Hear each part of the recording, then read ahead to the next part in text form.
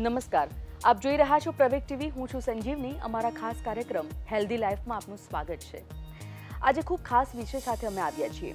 દરેક સિઝન હોય, ચામડીને લગતી જે સમસ્યાઓ હોય છે એ દરેક સિઝનમાં લોકોની તકલીફ આપતી હોય છે. તો આજે અમે ખાસ ચામડીને લગતી અને ખાસ હેરને લગતી સમસ્યાઓ પ્રોબ્લેમ વિશે વાત કરવાના છે. આ જ વિષય પર વાતચીત કરવા માટે આજે આપણી સાથે સ્ટુડિયોમાં ઉપસ્થિત છે ડૉક્ટર હાર્દિક પિત્રોડા, ડર્મેટોલોજીસ્ટ છે. સ્વાગત તેઓનું કરી કાર્યક્રમની શરૂઆત કરીએ. સર, સ્વાગત આપનું. સર, જે રીતે મેં અત્યારે કહ્યું કે ચામડીનો રોગ એક એવો છે જે દરેક સિઝનમાં ક્યાંક ને ક્યાંક લોકોને તકલીફ આપતો હોય છે. લોકોનું એવું માનવું છે કે ઉનાળો હોય અને ગરમી હોય તો જ તમને સ્કિન પ્રોબ્લેમ થતા હોય છે, પણ મોન્સૂનમાં હોય કે શિયાળામાં હોય ક્યાંક ને ક્યાંક ચામડીના રોગો તકલીફ આપતા હોય. આજે આપણે ખાસ એ જ વિષય પર વાત કરવી છે, પણ બેઝિકથી જ્યારે શરૂઆત કરીએ તો સૌથી પહેલાં એ સમજવું છે કે આપણી સ્કિનમાં ચામડીમાં કંઈક પ્રોબ્લેમ છે, ચામડીમાં કંઈક રોગ છે અથવા તો કંઈક તકલીફ છે, સ્કિન બગડી રહી છે અથવા તો ડેમેજ થઈ રહી છે, એવું ખબર કઈ રીતે પડે? બહુ ઇન્ટરેસ્ટિંગ અને સારો તમે ક્વેશ્ચન પૂછો છો. સો બેઝિકલી સ્કિનમાં જે પ્રોબ્લેમ્સ હોય છે, ઘણા લોકોને ખ્યાલ જ નથી હોતો કે એકચ્યુઅલી અમને પ્રોબ્લેમ છે. સો સિમ્પલ ભાષામાં કે સમજાવીએ તો સ્કિનમાં કોઈ જાતનું કલર ચેન્જ થવો, કાં એની ઉપર તમે એને ફીલ કરો ને તમને કંઈક ડિફરન્સ ક્રિએટ થાય, કાં એમાં ફોલ્લો પડવો કે એવું કોઈ પણ તમને લક્ષણ દેખાય, ઇટ મીન્સ કે તમને કદાચ કોઈ સ્કિન પ્રોબ્લેમ ડેવલપ થઈ રહ્યો છે. હવે જરૂરી નથી કે કોઈ સ્કિન પ્રોબ્લેમમાં તમને પ્રોબ્લેમ ફીલ થાય જ, જેમ કે પેન કે તમને બર્નિંગ કે એવું જરૂરી નથી કે તમને હેરાન કરે, પણ એનો મતલબ એવું નથી કે ફ્યુચરમાં મોટો પ્રોબ્લેમ ક્રિએટ ના થઈ શકે. એટલે જો તમને પોતાને એવું ફીલ થતું હોય કે સ્કિનમાં મારે કંઈક વેરિએશન થાય છે, તો ઇટ્સ બેસ્ટ કે તમે કોઈક તમારા નજીકના કે કોઈ સારા ડર્મેટોલોજીસ્ટનો એક ઓપિનિયન લઈ લો કે વેધર આમાં કંઈ મોટી થવાની શક્યતા છે કે આ કેટલું સિરિયસ છે. એનું તમને ચોક્કસ નિદાન એ ડૉક્ટર જ જોઈને કહી શકશે.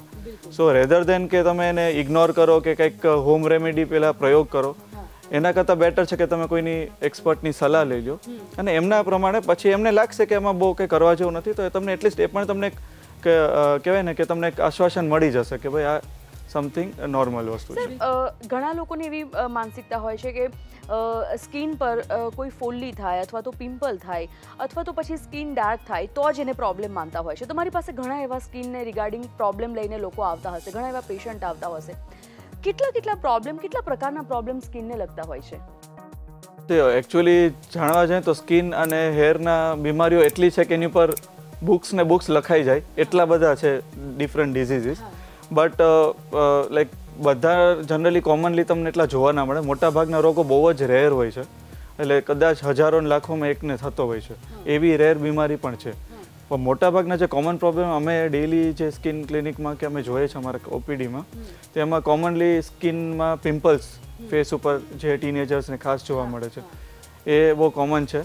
પછી ખાસ કરીને મોન્સૂનમાં અને સમર સિઝનમાં ફંગલ ઇન્ફેક્શન્સ કા ફૂગનો ચેપ કહેવાતું, ધાધર કહેવાતો રોગ, એ બહુ જ ઓછા એટલે ઘણા પ્રમાણમાં જોવા મળે છે. આના સિવાય ખરજવું ટાઈપનું જે પ્રોબ્લેમ છે એના પેશન્ટ્સ બહુ જ હોય છે.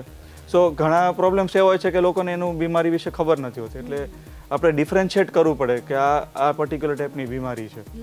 એના સિવાય આજકાલ પોસ્ટ કોવિડ એરામાં હેરના પ્રોબ્લેમ્સ પણ બહુ જ વધી ગયા છે. લોકોને હેરફોલ છે, ઇવન બાલ્ડનેસ છે કે ટાલ પડવાના એ પ્રોબ્લેમ્સ થાય છે. પ્લસ હવે ફાસ્ટ ફૂડનો એરા છે, લોકો બહુ બધા ડિફરન્ટ ફૂડ આઇટમ્સ ખાય છે, તો એના કારણે લોકોને ફૂડ એલર્જીસ કા સ્કિનમાં ડિફરન્ટ ટાઈપની એલર્જીસ, પ્લસ જ્વેલરી કા ઇમિટેશન કે સિન્થેટિક ક્લોથ્સ પહેરે તો એના કારણે પણ સ્કિનમાં ડિફરન્ટ ટાઈપની એલર્જીસ, આ ટાઈપની બહુ કોમન બીમારીઓ જોવા મળે છે. આપણે શરૂઆતમાં તમે વાત કરી કે ખીલનો, પિમ્પલનો, એકનેનો પ્રોબ્લેમ જેને હોય છે. સૌથી પહેલાં તો ટીનેજર્સ જેમ બાળકો ટીનેજ થતા હોય છે એટલે આ પ્રોબ્લેમની શરૂઆત થઈ જતી હોય છે, પણ એટલું બધું ખાસ ધ્યાન નથી રાખતા. ડૉક્ટર પાસે લોકો ત્યારે જાય છે જ્યારે 1-2 પિમ્પલથી વધી અને આખા ચહેરા પર થઈ જતા હોય, પછી એ પિમ્પલ કાળા ડાઘમાં પ્રવર્તિત થઈ જતા હોય ને પછી જ્યારે એવું લાગે કે હવે મારો ફેસ ગંદો લાગવા માંડ્યો છે અથવા દેખાવ મારો ડલ લાગવા માંડ્યો છે, પછી એ ડર્મેટોલોજીસ્ટ પાસે જતા હોય છે. તો આ શરૂઆતથી જ આ વસ્તુને અટકાવવા માટે શું કરવું જોઈએ અને પિમ્પલ્સ થવાનું ખાસ કારણ શું? બેઝિકલી શું છે, 11 કે 12 યર્સની એજ થાય ને ત્યારથી બોડીમાં અમુક હોર્મોનલ ચેન્જીસ શરૂ થાય અને એના કારણે સ્કિનમાં એક પર્ટિક્યુલર ટાઈપનું ઓઇલ બનવાનું શરૂ થાય, એને સીબમ કહેવાય. સો બેઝિકલી સીબમ એટલી માત્રામાં બનવાનું શરૂ થાય કે બોડી કે સ્કિન એને બહાર પૂરેપૂરું નીકાળી નથી શકતું, ને એ જ્યારે બ્લોક થાય એ જગ્યા ઉપર પિમ્પલ્સની શરૂઆત થાય. અને એમાં પણ જેનો સૌથી શરૂઆતનો જે લક્ષણ છે that is called white head or black head. Generally લોકો એને ઇગ્નોર કરતા હોય છે, પણ એ વ્હાઇટ હેડ્સ અને બ્લેક હેડ્સમાંથી જ ફ્યુચરમાં મોટા પિમ્પલ્સ થઈ જાય. એમાં જ્યારે બેક્ટેરિયલ ઇન્ફેક્શન થાય, પસ ભરાય તો મોટા ફોડલા જેવું થઈ જાય. સો જો તમે બ્લેક હેડ્સ અને વ્હાઇટ હેડ્સના સ્ટેજમાં જ તમે કન્સલ્ટ કરો કોઈ ડૉક્ટરને, તો તમને એના એપ્રોપ્રિએટ કોઈ પણ જે દવા છે કે ક્રીમ્સ છે એ તમને સજેસ્ટ કરે તો તમે એને ત્યારે ને ત્યારે ટેકલ કરી શકો છો. પણ ઘણા લોકો ડેફિનેટલી એને ઇગ્નોર કરતા હોય છે અને હોમ રેમેડી કે એવું ટ્રાય કરવા જતા હોય છે. સો એમાં મોટો પોઈન્ટ એ સમજવાનો છે કે એ જે બ્લેક હેડ્સ વ્હાઇટ હેડ્સ છે એમાં જ્યારે બેક્ટેરિયલ ઇન્ફેક્શન થાય પછી સ્કિનમાં ડેમેજ થવાનું શરૂ થઈ જાય. સો પછી તમે ટ્રીટમેન્ટ લેવામાં ડિલે કરો તો એ કદાચ પિમ્પલ તમને મટી જશે, પણ અમુક મહિનાઓ પછી એ જગ્યા ઉપર કાળા ડાઘ અથવા ઇવન એનાથી સિવિયર જે વસ્તુ છે ખાડા એ પડી જાય છે. અને પછી ખાડા એવી વસ્તુ છે કે તમે કદાચ સૌથી અદ્યતન કે સૌથી એડવાન્સ ટ્રીટમેન્ટ કરો છતાં પણ એ થોડાક તો રહી જ જાય. સો અમારો ઓલવેઝ પેશન્ટ્સને સમજાવવાનો પોઈન્ટ ઓફ વ્યૂ એ જ હોય છે કે તમે એવા સ્ટેજ ઉપર એલર્ટ થાવ કે ત્યારે રિપેર થઈ શકે. જ્યારે ઓલરેડી કોમ્પ્લિકેશન્સ એટલે કે ખાડા પડી જાય પછી તમે ટ્રીટમેન્ટ લેવા હો તો ઓબ્વિયસલી રિઝલ્ટ ઓછું મળશે.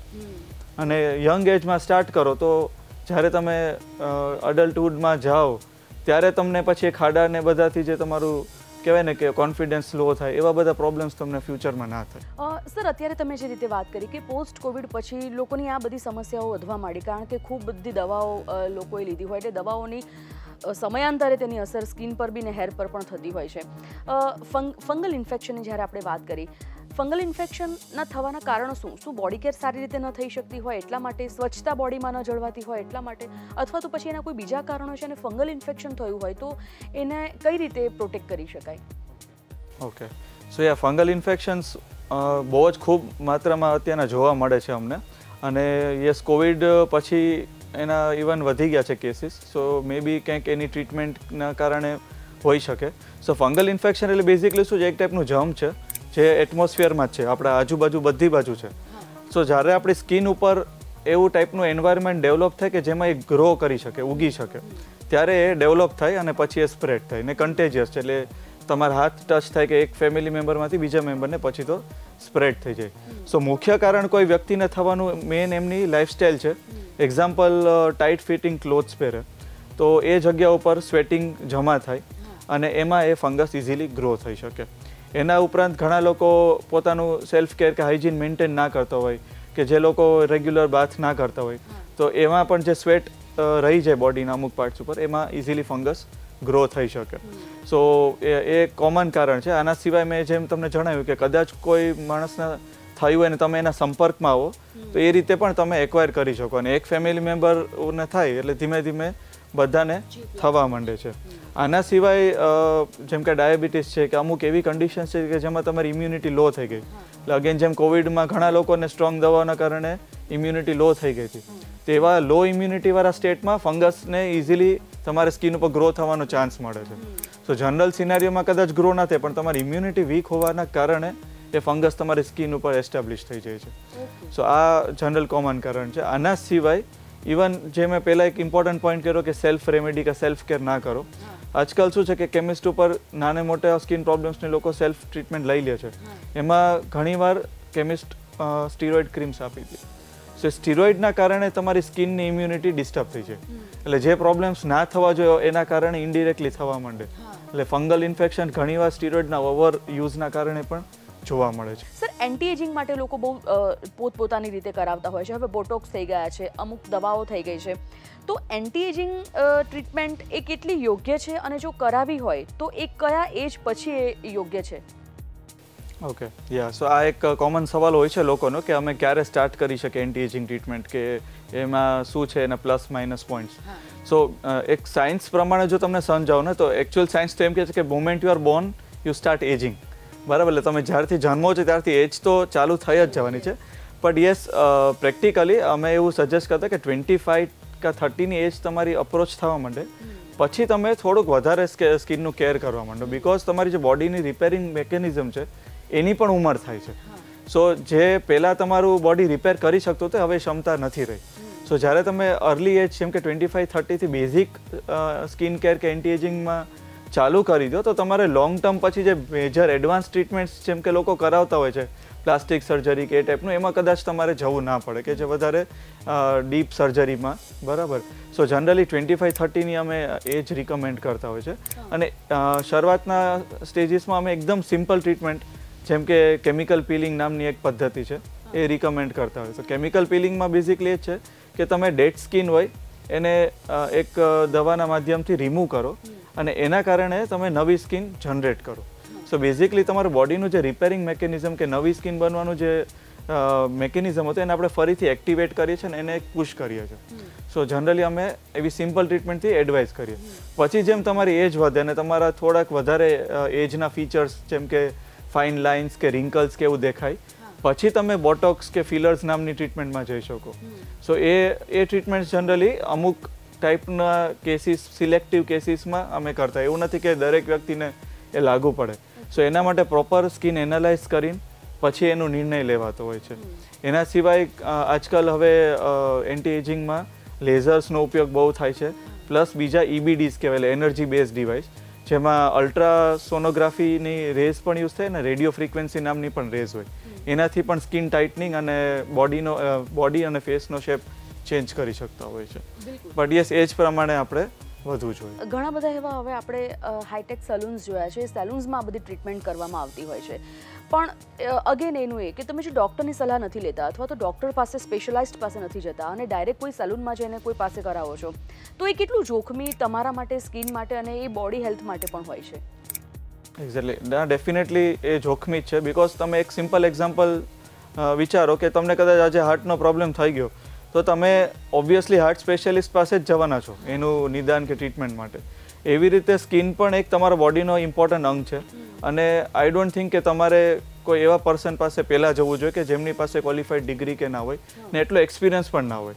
સો અમારું રિકમેન્ડેશન એ જ છે કે જો તમને આવું કોઈ સ્કિનનો પ્રોબ્લેમ હોય તો પહેલાં સ્કિન સ્પેશિયાલિસ્ટની જ સલાહ લો. અને ખાસ કરીને જે આવી એડવાન્સ ટ્રીટમેન્ટ છે એમાં તો ડેફિનેટલી બિલકુલ જોખમ ના લેશો. બિકોઝ એના કોમ્પ્લિકેશન્સ જ્યારે થશે ત્યારે કદાચ એ પર્સનને કે વ્યક્તિને ખ્યાલ નહીં હોય કે હાઉ ટુ મેનેજ ધેટ. સો એ મારી સિન્સિયર એડવાઇસ છે. જેમ અત્યારે આપણે કોમન સ્કિન પ્રોબ્લેમની વાત કરી તો એમાં ખીલ આવી ગયા, ફંગલ ઇન્ફેક્શન આવી ગયું, એમ એક કોમન પ્રોબ્લેમ હવે લોકોમાં, નાના બાળકોથી લઈ મોટા યુવાનોમાં કે પછી એક એજ પછીના જે હોય છે સિનિયર સિટીઝન્સ, એ બધામાં એક પિગમેન્ટેશનની અસર વધારે જોવા મળતી હોય છે. એક તો પિગમેન્ટેશન એટલે શું અને મેલેઝમા જે વર્ડ છે, તો પિગમેન્ટેશન અને મેલેઝમા એક કોમન છે, બંને સરખું છે અથવા તો બંનેમાં કોઈ તફાવત છે, થોડું સમજવું છે. સો પિગમેન્ટેશન એક છે ને એક બ્રોડ ટર્મ છે. કોઈ પણ જાતનું સ્કિન ઉપર ડાઘા પડે, કાળા ડાઘા, એને પિગમેન્ટેશન કે હાઇપર પિગમેન્ટેશન એકચ્યુઅલી એને કહેવાય છે. બટ હવે ધીમે ધીમે લોકો જેમ કે સોશિયલ મીડિયાના કારણે તો પિગમેન્ટેશનને લોકો મેલાઝમાની સાથે સિનોનિમસ ગણે છે. સો મેલાઝમા ડેફિનેટલી એક ટાઈપનું પિગમેન્ટેશન છે, પણ પિગમેન્ટેશન એટલે ખાલી મેલાઝમા એવું નથી. સો પિગમેન્ટેશનની અંદર બહુ બધા અલગ અલગ પ્રકારની સ્કિન ના રોગો આવે કે જેમાં કાળા ડાઘ જોવા મળે. એક્ઝામ્પલ, અમુક હોર્મોનલ બીમારીઓ છે તો એમાં પણ સ્કિન ઉપર કાળા ડાઘા પડે, બરાબર. ઘણી જેનેટિક્સના કારણે પણ ડેવલપ થયેલી બીમારીઓ છે તો એમાં પણ કાળા ડાઘ થાય. તે બધા મેલાઝમાં હોતા નથી. ઇવન પિમ્પલ્સ માટે છે ને જે કાળા ડાઘ પડે એને પણ પોસ્ટ ઇન્ફ્લામેટરી હાઇપર પિગમેન્ટેશન, એટલે સિમ્પલ લેંગ્વેજમાં પિગમેન્ટેશન જ કહેવાય. અને એની સામે જો તમે મેલાઝમાને જો તો મેલાઝમા એક પર્ટિક્યુલર ટાઈપનું પિગમેન્ટેશન છે અને જે ખાસ કરીને મિડલ એજની જે લેડીઝ હોય છે એમને ખાસ પ્રેગ્નન્સી કે એના પછીના ટાઈમમાં ડેવલપ થતા હોય છે ફેસ ઉપર. અને એમાં કોમન લોકોને બહુ બધા ક્વેશ્ચન્સ હોય છે. સો એમાં ખાસ એવું સમજાવવા માંગીશ કે એ છે ને અલગ અલગ ફેક્ટર્સથી જોડાયેલો રોગ છે, બહુ જ કોમ્પ્લેક્સ છે. હજી ઓલ ઓવર વર્લ્ડ એની પર રિસર્ચ ચાલે છે કે કેમ એ ડેવલપ થાય છે, કેમ અમુક લોકોમાં થાય છે ને કે અમુકમાં નથી થતું.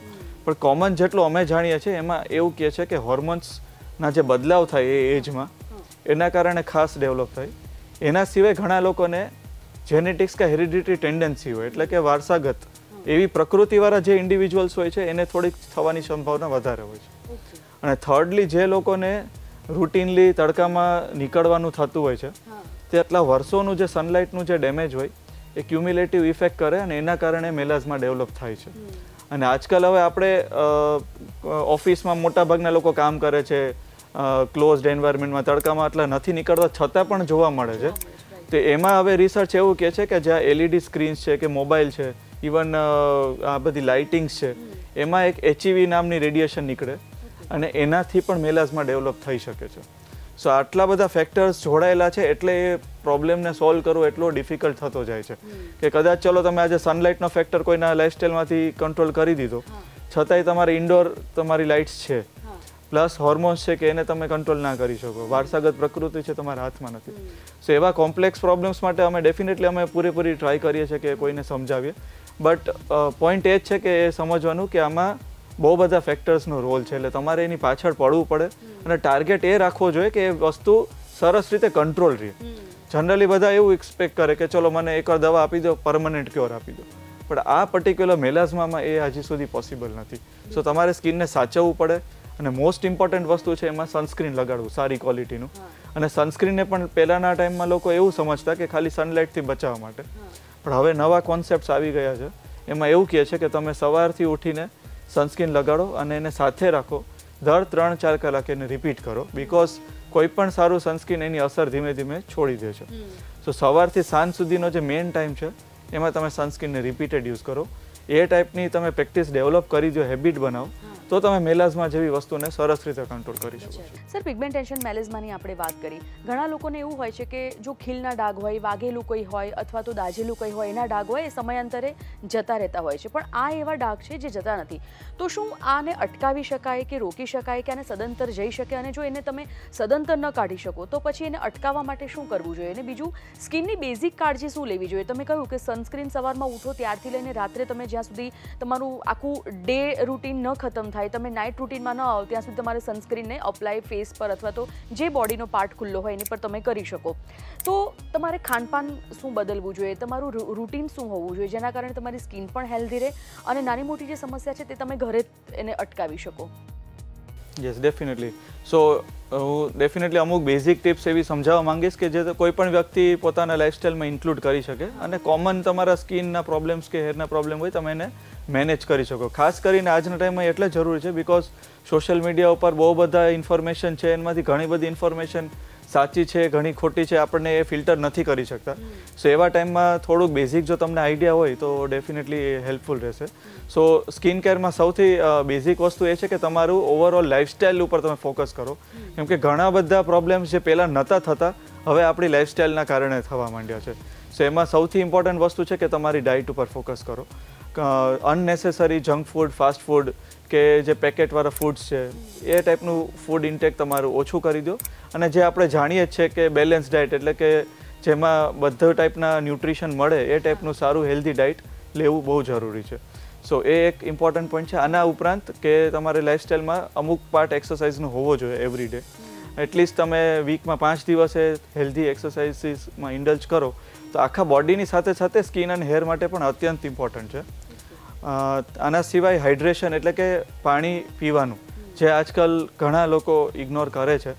યસ, પણ એ બહુ જ ઇમ્પોર્ટન્ટ પોઈન્ટ છે. વર્ષોથી બધા આ વાત કરે છે, છતાં પણ આ પોઈન્ટ હજી એટલો જ વેલિડ અને ઇમ્પોર્ટન્ટ છે કે water intake should be good, તો તમારી સ્કિન હાઇડ્રેટેડ અને હેર પણ તમારા હેલ્ધી રહેશે. આના સિવાય અમારું એ જ છે કે તમે અનનેસેસરી પ્રોડક્ટ્સ બહુ ના લગાડો અને જે પણ તમે સ્કિન ઉપર વાપરો છો એ તમે કોઈની સલાહ પ્રમાણે જ યુઝ કરો. જેમ કે એક્ઝામ્પલ, તમે કોસ્મેટિક્સ પણ લગાવવા માંગો છો તો એ પણ તમે કોઈ ડૉક્ટરની સલાહ પ્રમાણે તમે આગળ વધો, બિકોઝ એમાં પણ એટલા બધા અંદર ઇન્ગ્રીડિયન્ટ્સ હોય છે, તેમાંથી કોઈ પણ ઇન્ગ્રીડિયન્ટ કદાચ તમારી સ્કિનને સૂટ ના થાય. અને સ્કિનનો ટાઈપ હોય છે, ઓઇલી છે, કોમ્બિનેશન છે, ડ્રાય સ્કિન છે, તો દરેક પ્રોડક્ટ દરેક વ્યક્તિ માટે નથી. તો તમારી સ્કિન ટાઈપને તમે જાણો અને એ પ્રમાણના તમે પ્રોડક્ટ્સ તમે યુઝ કરવાનું શરૂ કરો. આના ઉપરાંત તમે કહેવાય છે ને કે કોઈ એક્સપેરિમેન્ટ બીજા ના કરો. હોમ રેમેડીઝ તમે કરવા ઈચ્છતા હો છતાં તો પણ એ પણ એકવાર ડિસ્કસ કરીને પછી કહો કે ઘણીવાર ઇવન એક્ઝામ્પલ ફ્રૂટ છે પણ એની અંદર પણ એક પર્ટિક્યુલર તત્વ કે કેમિકલ હોય અને એ કદાચ તમારા સ્કિનને અગેન્સ્ટ જઈ શકે. તો એ એક ખાસ પોઈન્ટ ધ્યાન રાખવાની જરૂર છે. સર, એક તો સ્કિન માટે અત્યારે આપણે વાત કરી, લોકો કોસ્મેટિકનો ઉપયોગ ખૂબ કરતા હોય છે. હવે જે યોગ્ય લાગે એ પ્રમાણે તમે કહ્યું કે જ્યાં ઠીક લાગે ત્યાં કરતા હોય છે દવા. સ્કિન માટે સસ્તું શું છે એને ધ્યાનમાં રાખીને કોઈ પણ ટ્યુબ લગાવી દેવી અથવા કોઈ પણ ક્રીમ લગાવી દેવી જેના કારણે સ્કિન તાત્કાલિક અસરે નથી એનું ડેમેજ બતાવતી પણ સમયાંતરે ડેમેજ બતાવતી હોય છે. સ્કિન ટ્રીટમેન્ટ કેટલી ધીરજ માંગી લેવી ટ્રીટમેન્ટ છે, કારણ કે તાવ આવે ને ગોળી કરે તો તમને કદાચ 15-20 મિનિટ અડધો કલાકમાં તાવ ઉતરી જતો હોય છે. પણ સ્કિન ટ્રીટમેન્ટ જ્યારે તમારી સ્કિન ડેમેજ થઈ ગઈ છે અને તમે કોઈ ડર્મેટોલોજીસ્ટ પાસે જાઓ છો તો સ્કિન સુધરતા એને કંટ્રોલ થતાં એ કેટલો સમય માંગી લે છે? એક્ઝેક્ટલી, આ બહુ જ સારો ક્વેશ્ચન છે. સો બેઝિકલી જાણવાની વસ્તુ એ છે કે સ્કિનમાં જે મોટા ભાગની બીમારીઓ છે ને એને ક્રોનિક કહેવાય છે. ક્રોનિક શબ્દનો મતલબ જ એ છે કે બીમારી લાંબી ચાલશે. સો એમાં ધીરજ તો બહુ જરૂરી છે ને ખાસ એઝ અ પેશન્ટ તમારે સમજવાની જરૂર છે કે એ રોગ શું કામ થયો છે અને શું કામ એ ક્રોનિક છે. એટલે દવા પણ એ જ રીતે તમારે વિચારીને લેવાનું, એને નોર્મલ બીમારીઓ સાથે કમ્પેર નહીં કરવાનું કે આ તાવ આવ્યો તો 2 દિવસમાં મટી ગયો. સ્કિનના પ્રોબ્લેમ્સ એવા હોતા નથી અને જે લોકો એકચ્યુઅલી પૂરતો કોર્સ કરે છે એ લોકોને એનો સારું રિઝલ્ટ દેખાય પણ છે. ઇમ્પોર્ટન્ટ એ છે કે એ ટાઈમ ફ્રેમ તમે પ્રોપર સાચવી લો. ડૉક્ટરના પ્રમાણે જનરલી 2-3 મહિનાનો કોર્સ જનરલી હોય છે, એ તમે જો એકવાર ફોલો કરો છો તો તમને પૂરતું રિઝલ્ટ દેખાય. સર, ઘણા લોકોને એવું માનવું હોય છે કે સ્કિનના જે ડૉક્ટર હોય છે હેર ટ્રીટમેન્ટ નથી કરતા હોતા, પણ ક્યાંક direct indirect skin problem hair problem સાથે જોડાયેલો આ પ્રોબ્લેમ છે. એટલે જો તમને સ્કિન ડેમેજ થાય છે તો ક્યાંક ઇનડાયરેક્ટ તમારા હેરમાં પણ પ્રોબ્લેમ થતો હશે અથવા તો થવાનો હશે. તો એ બંને કેટલું કોમન છે ને હેર પ્રોબ્લેમમાં અત્યારે કેટલા લોકો વધારે તકલીફમાં હોતા હોય છે? આ બહુ કોમન મને લોકો ઘણીવાર પૂછતા કે તમે સ્કિનનું સાથે સાથે હેરનું પણ જોવો છો. સો યસ, લોકોને ખ્યાલ નથી હોતો કે સ્કિનના જે ડૉક્ટર છે એ જ તમારા હેરના પણ ડૉક્ટર છે. સો આજના એરામાં ઇવન જેમ કે કોવિડની વાત કરીએ તો કોવિડ પછી હેરના પ્રોબ્લેમ્સ ઓલમોસ્ટ 80% જેટલા વધી ગયા છે. જે લોકોને કોઈ દિવસ પ્રોબ્લેમ નહોતો એ લોકોને હેરફોલ જેવા પ્રોબ્લેમ થવા માંડે છે. પ્લસ લાઇફસ્ટાઇલ આવી હેક્ટિક હોવાના લીધે લોકોને પ્રી મેચ્યોર બાલ્ડનેસ કે ટાલ પડવાના પ્રોબ્લેમ્સ પણ બહુ જ કોમન છે. અમે જોઈએ છે કે 20 વર્ષના છોકરાઓને ઓલમોસ્ટ અડધું કહેવાય ને કે માથું ખાલી થઈ જાય કે ટાલ પડી જાય એવા કેસીસ જોઈએ છે. સો હેરના પ્રોબ્લેમ્સ વધતા જ જાય છે રેગ્યુલર અને એના માટે પણ સચોટ નિદાન માટે ડૉક્ટરને મળવું જરૂરી છે. બરાબર. અને એમાં હેરફોલથી માંડીને ટાલ પડવી, પછી ઉંદરી કરીને એક બીમારી એલોપેશિયા એરિયાટા કહેવાય, એ પણ ખૂબ વધી ગયો છે. અને ઘણીવાર હેરના પ્રોબ્લેમ્સમાં તમારે બોડી આખું ચેક કરવું જોઈએ બિકોઝ ઇન્ટરનલ અગેન આનું રિલેશન છે. જેમ કે થાઇરોઇડ હોર્મોન સાથે બહુ જ ક્લોઝ રિલેશન છે. તમારા વિટામિન B12ના આજકાલ કેસીસ બહુ વધી ગયા, B12 ઓછું થવું, એના સાથે હેરનું રિલેશન છે. પ્લસ સ્ટ્રેસફુલ લાઇફસ્ટાઇલ, કોઈ એડિક્શન હોય તો એ બધાનો રોલ છે હેર ઉપર. સ્કિનની જેમ અત્યારે આપણે વાત કરી તો હેરના પણ કોઈ પણ પ્રોબ્લેમ હોય એ સ્કેલ્પમાંથી ઉપજતા હોય છે. તો સ્કિન ટ્રીટમેન્ટ તો તમે જે કરાવો તો એની અસર ક્યાંક ને ક્યાંક હેરના સુધારા પર થતી હોય છે કે પછી હેર માટે એક અલગ જ પદ્ધતિ છે ટ્રીટમેન્ટની? યસ, હેર માટે આખી અલગ બહુ બધી ટ્રીટમેન્ટ છે, પણ યસ ડેફિનેટલી સ્કિન માટે અમુક જે વિટામિન્સને અમુક આપતા હોય એ ઓવરલેપ કરતા હોય, એટલે કે એનો ક્યાંક ને ક્યાંક ફાયદો સ્કિનમાં અને હેર બેમાં જોવા મળે છે. પણ હેર માટે અમે ઘણી બધી સ્પેશિયલ ટ્રીટમેન્ટ્સ કરીએ છીએ. જેમ કે આજકાલ બહુ પોપ્યુલર છે PRP, કે જેમાં આપણે પોતાનું જ આપણે બ્લડ યુઝ કરીએ અને એમાં જે ન્યુટ્રિશન પાવર છે આપણે હેરને ડાયરેક્ટ પહોંચાડતા હોય છે. સો એકદમ નેચરલ ટ્રીટમેન્ટ પણ છે અને એકદમ સેફ છે, કોઈ એલર્જી કે એવું પણ ના થાય. આના સિવાય અમે મેઝોથેરેપી કરીને એક ટ્રીટમેન્ટ છે, એ પણ હેરફોલ માટે બહુ જ સારી છે, યોગ્ય છે. સો આ રીતે બહુ બધી અલગ અલગ હેર માટે ટ્રીટમેન્ટ્સ થાય છે. સર, સમય તો આપણી પાસે હજુ ઓછો છે પણ ઘણા બધા સવાલો છે. ખાસ તો જ્યારે એક એજ પછી ખાસ મહિલાઓમાં વધારે જોવા મળતું હોય છે પુરુષોની કમ્પેરેટિવલી, કારણ કે તમે કહ્યું કે પ્રેગ્નન્સી પછીની તકલીફો સ્કિન માટેની હોર્મોનલ જ્યારે ચેન્જીસ થતા હોય છે એ બધી વધતી હોય છે. તો કરચલી પડી જવી અથવા તો પછી અંડર આઈ વધારે ડાર્ક સર્કલ થઈ જવા અથવા તો આ પિગમેન્ટેશન થઈ જવું, આ બધી વસ્તુઓ કયા સમયથી તમે એની કાળજી લેવાનું શરૂ કરો તો અટકાવી શકાય? અને કરચલીને રોકવા માટે અથવા તો પડી ગઈ છે તો તેને ફરી એકવાર સુધારા પર સ્કિન આવે એના માટે કોઈ ખાસ લોકોએ પહેલાંથી કોઈ સલાહ સૂચન તમારી કરી કે રાખવી જોઈએ એટલી કાળજી? હા, સો એક્ઝેક્ટલી આમાં એન્ટી એજિંગ મેં કીધું ટ્રીટમેન્ટ્સ, એમાં સૌથી બેઝિક સ્ટેપ જો તમારે લેવો હોય તો સૌથી પહેલાં તમે સનસ્ક્રીન લગાવવાનું રેગ્યુલર સ્ટાર્ટ કરો. બિકોઝ રેગ્યુલર તમે સનમાં રહેવાના કારણે તમારી સ્કિનની એજિંગ નોર્મલ એજ કરતાં ફાસ્ટ થવા માંડે. સો એક સનસ્ક્રીન તો મોસ્ટ ઇમ્પોર્ટન્ટ વસ્તુ છે. અપાર્ટ ફ્રોમ દેટ, જેમ તમારી થોડી એજ થાય તો તમારે ડૉક્ટરના સલાહ પ્રમાણે અમુક નાઇટ ક્રીમ્સ આવે છે કે જેમાં થોડુંક એન્ટી એજિંગ ફોર્મ્યુલા હોય છે, જે એટલીસ્ટ તમે ઘરે બેઝિક લેવલે શરૂ કરી શકો. પછી તમે થોડુંક એડવાન્સ ટ્રીટમેન્ટમાં જે મેં તમને સમજાવ્યું કે કેમિકલ પીલિંગ છે, પછી તમારે રિંકલ્સ થોડાક વધારે દેખાતા હોય તો તમે બોટોક્સ કરાવી શકો. પછી તમારા ફેસમાં કહેવાય છે કે સેગિંગ એટલે કે લૂઝ પડી સ્કિન, તો એમાં તમે ફિલર્સના ઇન્જેક્શન આવે છે, એ ઘણી બધી સારવાર કરી શકો. પણ યસ, જો તમારે ઘરેથી સ્ટાર્ટ કરો તો બેઝિક સનસ્ક્રીન અને એક નાઇટ ક્રીમથી ડેફિનેટલી શરૂ કરી જોઈએ. સર, છેલ્લી કોઈ તમારી ટિપ્સ અમારા ખાસ દર્શક મિત્રો માટે? સો બસ મારો એ જ પોઈન્ટ ઓફ વ્યૂ છે વારંવાર કે સ્કિનને એટલું જ ઇમ્પોર્ટન્સ આપો જેમ તમારા બીજા ઓર્ગન્સને તમે આપો છો. બિકોઝ આજના એરામાં તમારી સ્કિન એ જ તમારી ફેસ વેલ્યુ છે અને તમારું કોન્ફિડન્સ ટોટલી એની પર ડિપેન્ડન્ટ છે. તો એટલી ઇમ્પોર્ટન્ટ વસ્તુને ઇગ્નોર ના કરવું છે અને જાતે પ્રયોગો કે કહેવાય કે કોઈકના માર્ગદર્શન પ્રમાણે એમને કોઈની ઉપર ટ્રસ્ટ ના કરવું છે. અને આજકાલ આટલા સારા ડૉક્ટર્સ અવેલેબલ છે તો એમની તમે સલાહ લ્યો ને એમના પ્રમાણે તમે આગળ વધો. સર, સમયનો અભાવ છે, ચર્ચા આપણે અટકાવીએ છીએ, પરંતુ તમામ જે જાણકારી આપી તે બદલ આપનો ખૂબ ખૂબ આભાર. તો દર્શક મિત્રો, આ હતા ડૉક્ટર હાર્દિક પિત્રોડા, ડર્મેટોલોજિસ્ટ. સ્કિનને લગતા જે પ્રોબ્લેમ હોય, ખાસ કરીને જે કોમન પ્રોબ્લેમ છે, જે સર્વાઈવ લોકો કરતા હોય છે, તેને કઈ રીતે કંટ્રોલ કરી શકાય, તેને કઈ રીતે અટકાવી શકાય, ચામડીને હેલ્ધી રાખવા માટે, ખાસ સ્કિનને હેલ્ધી રાખવા માટે બેઝિક જે ઉપાયો છે તે શું કરી શકાય, એ એમને જણાવ્યા. આશા રાખીએ છીએ કે આ તમામ જાણકારી આપને ખૂબ ઉપયોગી સાબિત થઈ હશે. આવા એક નવા વિષય સાથે આવતા એપિસોડમાં ફરીથી મળીશ. રજા લઈશ. નમસ્કાર.